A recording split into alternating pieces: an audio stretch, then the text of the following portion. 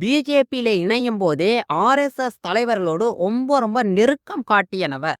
அந்த தருணத்திலேயே இவர் ராகுல் காந்தியை குறித்தும் பிரியங்கா காந்தியுடைய மகள் குறித்தும் கடுமையாக வார்த்தைகளால் வர்ணிக்க முடியாத கொச்சையாக சமூக வலைதளங்களிலே பதிவிட்டு கண்டனங்களை பெற்றவர்தான் சிடிஆர் நிர்மல்குமார் அவர்கள். அதே போல அண்ணாமலையையும் கடுமையாக 420 மலை என்றெல்லாம் விமர்சித்து எதிர்க்கட்சியினரிடத்திலே வசைபாடுகளை பெற்றவர்தான் சிடிஆர் நிர்மல்குமார். தொடர்ச்சியாக தன்னுடைய உரைகளின் மூலம் தனக்கு எல்லாம் தெரியும் என்ற மனோபாவத்தை கொண்ட நபராகவே இன்றைய ஆட்சியாளர்கள் மத்தியிலே சிடிஆர் நிர்மல்குமார் அவர்கள் இருக்கிறார் என்பது மனவேதனையாக இருக்கிறது.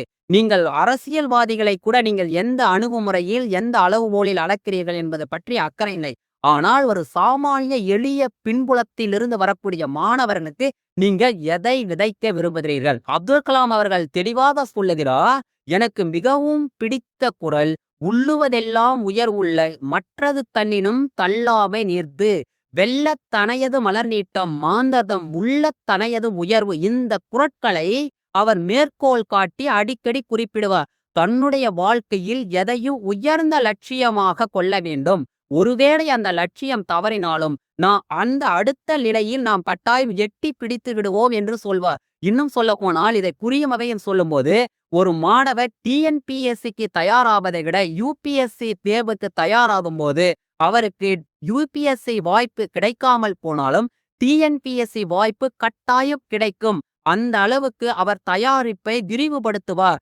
இந்த சிடிஆர் நிர்மல்குமார் அவர்கள் மாணவர்களின் எண்ணங்களை அகண்டமாக்கி லட்சியங்களை விரிவடைய செய்திருக்க வேண்டும். கனவுகளை விரிவுபடுத்தி இருக்க வேண்டும். ஆனால் அவர் அந்த கனவுகளை சுருக்கி உங்கள் கனவுகளையே விட்டுவிடுங்கள் என்று சொல்லுவது எந்த விதத்தில் நியாயம்? ஒரு பிளம்பர் படிப்புக்கும் ஒரு தச்சர் படிப்புக்கும் ஆராய்ச்சி படிப்பு தேவையா?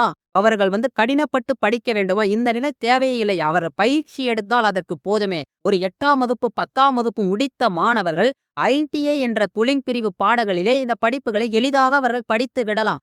அந்த படிப்பில் மந்தமாக உள்ள, படிப்பு வராத, படிப்பில் பின்தங்கியுள்ள மாணவர்கள் இந்த படிப்பை தேர்ந்தெடுக்கலாம். எந்த படிப்பும் குறைவானது அல்ல. ஆனால் திறமை மிக்க மாணவர்களால், சாதிக்கக்கூடிய மாணவர்களால், சாதிக்க துடிக்கும் மாணவர்களை நாம் மட்டம் தட்டி உன் கனவுகளை குறைத்துக்கொள் என்று சொல்வது எந்த விதத்தில் நியாயம்? இதைத்தான் நாம் எதிர்க்கிறோம். மாணவர்களால் அவர்களுடைய இறக்கையை விரித்து பறக்க முடியும் என்றால் நாம் இறக்கை கொடுத்து உதவ வேண்டுமே தவிர இறக்கையை பிடுங்கி எரியக்கூடாதல்லவா? அந்த காரியத்தை தான் சிடிஆர் நிர்மல்குமார் அவர்கள் தன்னுடைய உரையிலே தெளிவுபடுத்தி இருக்கிறார்.